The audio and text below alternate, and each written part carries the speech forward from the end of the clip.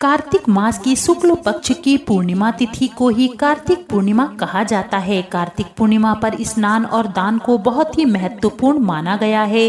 साल में 12 पूर्णिमाएं होती हैं, लेकिन इनमें कार्तिक पूर्णिमा का विशेष महत्व है। इस दिन जप तप पवित्र नदियों में स्नान और दान करने से पुण्य अन्य दिनों की अपेक्षा कई गुना अधिक प्राप्त होता है। कार्तिक पूर्णिमा का उत्सव प्रबोधनी एकादशी के दिन से ही आरंभ हो जाता है। कार्तिक पूर्णिमा को त्रिपुरारी पूर्णिमा के नाम से भी जाना जाता है। इस दिन भगवान विष्णु की पूजा करने से भक्तों को अपार सौभाग्य की प्राप्ति होती है। कार्तिक पूर्णिमा के दिन पूर्ण श्रद्धा और विश्वास के साथ व्रत कथा का श्रवण करने से सभी प्रकार की इच्छाएं पूर्ण होती हैं। अथ पूर्णमासी व्रत कथा। द्वापर युग में एक समय की बात है कि यशोदा जी ने कृष्ण से कहा, हे कृष्ण, तुम सारे संसार के उत्पन्न करता पोषक तथा उसके संहार करता हो। आज कोई ऐसा व्रत मुझसे कहो जिसके करने से मृत्यु लोक में स्त्रियों को विधवा होने का भय न रहे तथा यह व्रत सभी मनुष्यों की मनोकामनाएं पूर्ण करने वाला हो। श्री कृष्ण कहने लगे, हे माता, तुमने अति सुंदर प्रश्न किया है। मैं तुमसे ऐसे ही व्रत का सविस्तार कहता हूँ। सौभाग्य की प्राप्ति के लिए स्त्रियों को 32 पूर्णमासियों का व्रत करना चाहिए। इस व्रत के करने से स्त्रियों को सौभाग्य संपत्ति प्राप्त होती है। यह व्रत अचल सौभाग्य देने वाला एवं भगवान शिव के प्रति मनुष्य मात्र की भक्ति को बढ़ाने वाला है। यशोदा जी कहने लगी, हे कृष्ण, सर्वप्रथम इस व्रत को मृत्यु लोक में किसने किया था? मुझे इसके भी बारे में विस्तार पूर्वक कहो। श्री कृष्ण कहने लगे कि इस भूमंडल पर एक अत्यंत प्रसिद्ध राजा चंद्रहास से पालित अनेक प्रकार के रत्नों से परिपूर्ण कातिका नाम की एक नगरी थी। वहां पर धनेश्वर नाम का एक ब्राह्मण था और उसकी स्त्री अति सुशील रूपवती थी। दोनों ही उस नगरी में बड़े प्रेम के साथ रहते थे। घर में धन धान्य आदि की कोई कमी नहीं थी। उनको एक बड़ा दुख था कि उनके कोई संतान नहीं थी। इस दुख से वह अत्यंत दुखी रहते थे। एक समय एक बड़ा तपस्वी योगी उस नगरी में आया। वह योगी उस ब्राह्मण के घर को छोड़कर अन्य सब घरों से भिक्षा लाकर भोजन किया करता था। रूपवती से वह भिक्षा नहीं लिया करता था। उस योगी ने एक दिन रूपवती से भिक्षा ना लेकर किसी अन्य घर से भिक्षा लेकर गंगा किनारे जाकर भिक्षान्न को प्रेम पूर्वक ग्रहण कर रहा था। धनेश्वर ने योगी का यह सब कार्य किसी प्रकार देख लिया। अपनी भिक्षा के अनादर से दुखी होकर धनेश्वर योगी से बोले, हे महात्मन, आप सब घरों से भिक्षा लेते हैं परंतु मेरे घर की भिक्षा कभी भी नहीं लेते। इसका कारण क्या है? योगी ने कहा कि निसंतान के घर की भीख पतितों के अन्न से तुल्य होती है और जो पतितों का अन्न खाता है वह भी पतित हो जाता है। चूंकि तुम निसंतान हो अतः पतित हो जाने के भय से मैं तुम्हारे घर की भिक्षा नहीं लेता हूँ। धनेश्वर यह बात सुनकर अपने मन में बहुत दुखी हुआ और हाथ जोड़कर योगी के पैरों पर गिर पड़ा तथा आर्त भाव से कहने लगा, हे महाराज, यदि ऐसा है तो आप मुझको पुत्र प्राप्ति का उपाय बताइए। आप सर्वज्ञ हैं, मुझ पर अवश्य ही यह कृपा कीजिए। धन की मेरे घर में कोई कमी नहीं है परंतु मैं पुत्र ना होने के कारण अत्यंत दुखी हूँ। आप मेरे इस दुख का हरण करें। आप सामर्थ्यवान हैं। यह सुनकर योगी कहने लगे, हे ब्राह्मण, तुम चंडी की आराधना करो। घर आकर उसने अपनी स्त्री से सब वृतांत कहा और स्वयं तप के निमित्त वन में चला गया। वन में जाकर उसने चंडी की उपासना की और उपवास किया। चंडी ने 16वें दिन उनको स्वप्न में दर्शन दिया और कहा, हे धनेश्वर, जा, तेरे पुत्र होगा परंतु वह 16 वर्ष की आयु में ही मृत्यु को प्राप्त हो जाएगा। यदि तुम दोनों स्त्री पुरुष 32 पूर्णमासियों का व्रत विधि पूर्वक करोगे तो वह पुत्र दीर्घ आयु होगा। जितनी तुम्हारी सामर्थ्य है आटे के दिए बनाकर शिव जी के पूजन करना, परंतु पूर्णमासी को 32 हो जाना चाहिए।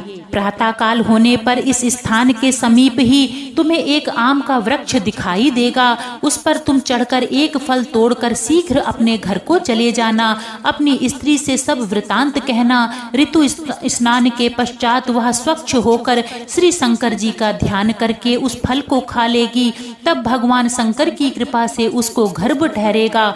जब वह ब्राह्मण प्रातःकाल उठा तो उसने उस स्थान के पास ही एक आम का वृक्ष देखा, जिस पर एक अत्यंत सुंदर आम का फल लगा हुआ था। उस ब्राह्मण ने उस आम के वृक्ष पर चढ़कर उस फल को तोड़ने का प्रयत्न किया, परंतु वृक्ष पर कई बार प्रयत्न करने पर भी वह ना चढ़ पाया।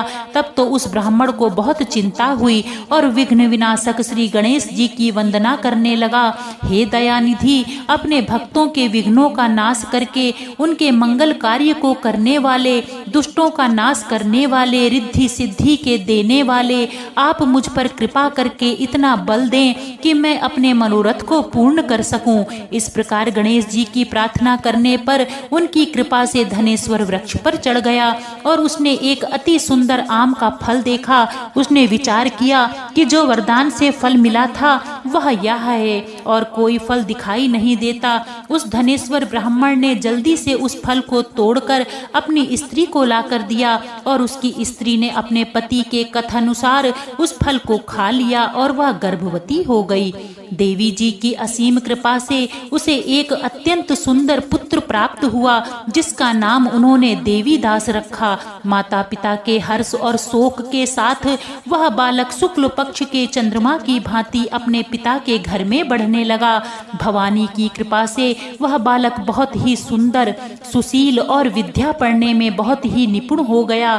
दुर्गा जी की आज्ञानुसार उसकी माता ने 32 पूर्णमासी का व्रत करना आरंभ कर दिया था, जिससे उसका पुत्र बड़ी आयु वाला हो जाए। 16वां वर्ष लगते ही देवीदास के माता पिता को बड़ी भारी चिंता हो गई कि कहीं उनके पुत्र की इस वर्ष मृत्यु ना हो जाए।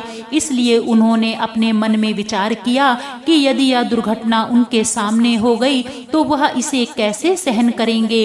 अस्तु उन्होंने देवीदास के मामा को बुलाया और कहा कि हमारी इच्छा है कि देवीदास 1 वर्ष तक काशी में जाकर विद्या अध्ययन करे और उसको अकेला भी नहीं छोड़ना चाहिए, इसलिए साथ में तुम चले जाओ और 1 वर्ष के पश्चात इसको वापस लौटा लाना। सब प्रबंध करके उसके माता पिता ने काशी जाने के लिए देवीदास को एक घोड़े पर बिठाकर उसके मामा को उसके साथ कर दिया, किंतु यह बात उसके मामा या किसी और से नहीं कही।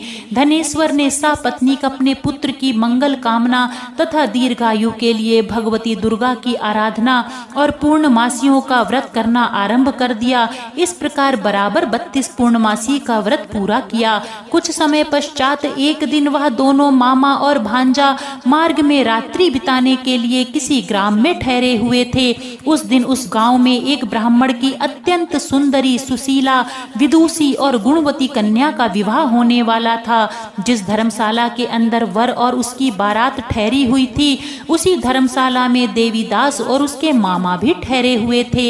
संयोगवश कन्या को तेल आदि चढ़ाकर मंडप आदि का कृत्य किया गया तो लग्न के समय वर को धनुर्वात हो गया। अस्तु वर के पिता ने अपने कुटुंबियों से परामर्श करके निश्चय किया कि यह देवीदास मेरे पुत्र जैसा ही सुंदर है, मैं इसके साथ ही इस कन्या का लग्न करा दूं और बाद में विवाह के अन्य कार्य मेरे लड़के के साथ हो जाएंगे।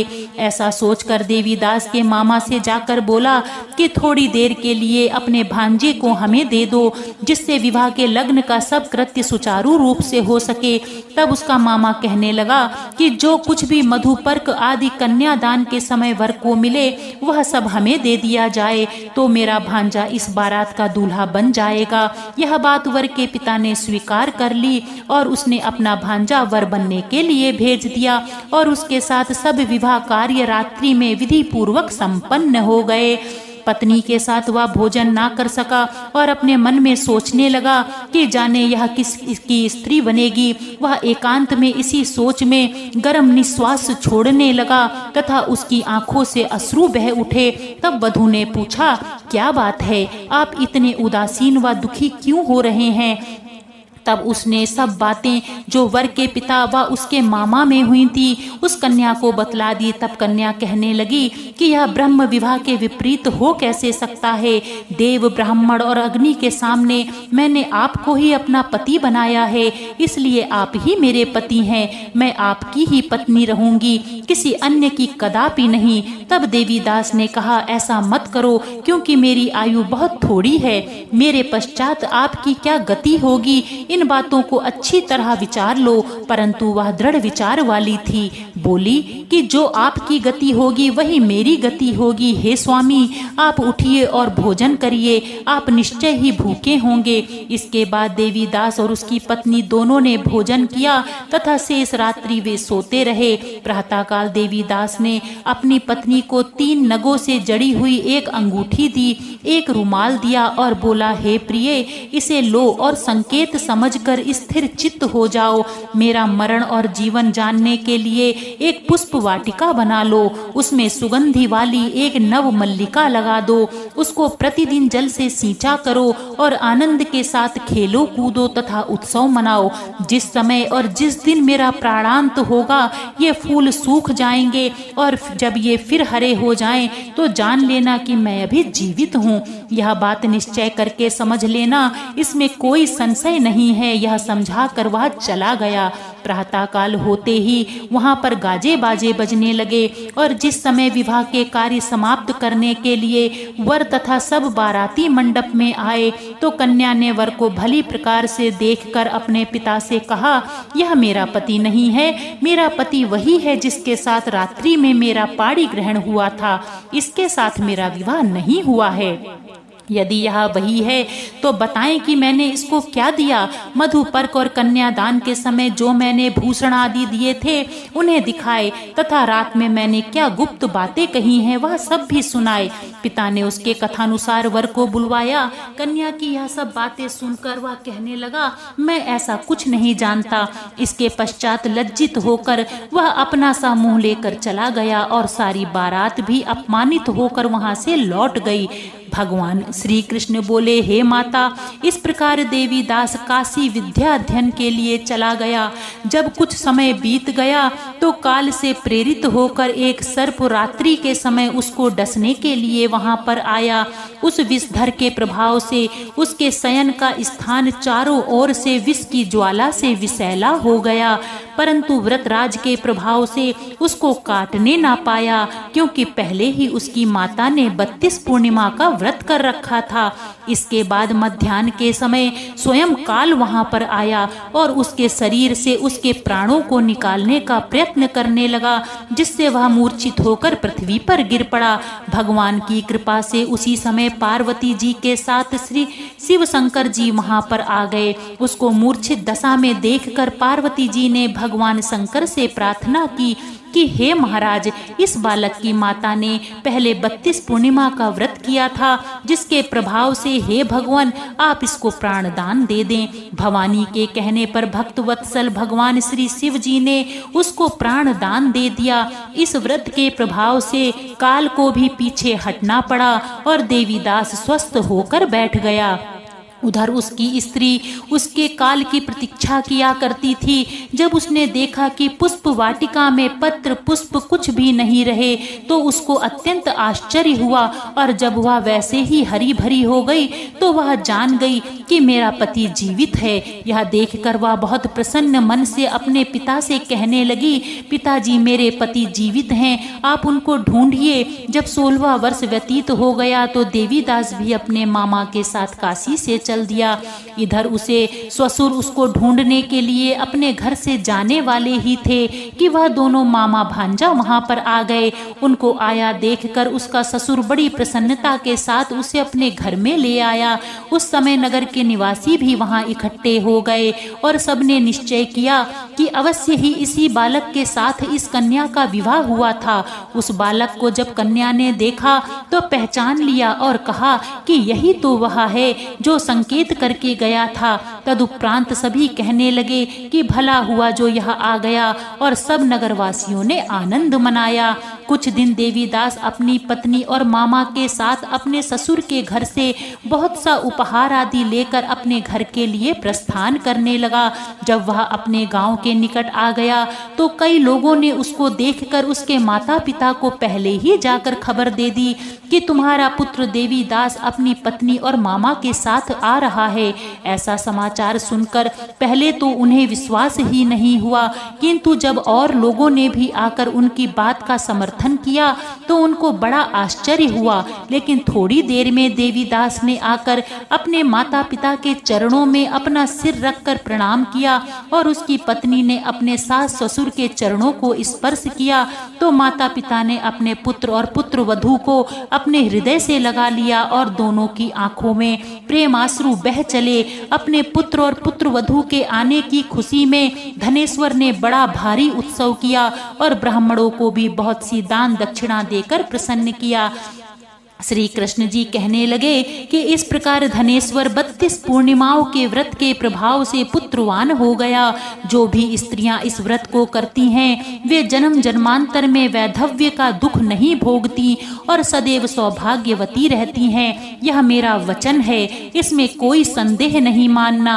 यह व्रत पुत्र पौत्रों को देने वाला तथा संपूर्ण मनोकामनाओं को पूर्ण करने वाला है। 32 पूर्णिमाओं के व्रत करने से व्रती की सब इच्छाएं भगवान शिव जी की कृपा से पूर्ण हो जाती हैं। तो प्रेम से बोलिए शिव शंकर भोलेनाथ की जय। श्री कृष्ण भगवान की जय। श्री हरि विष्णु भगवान की जय।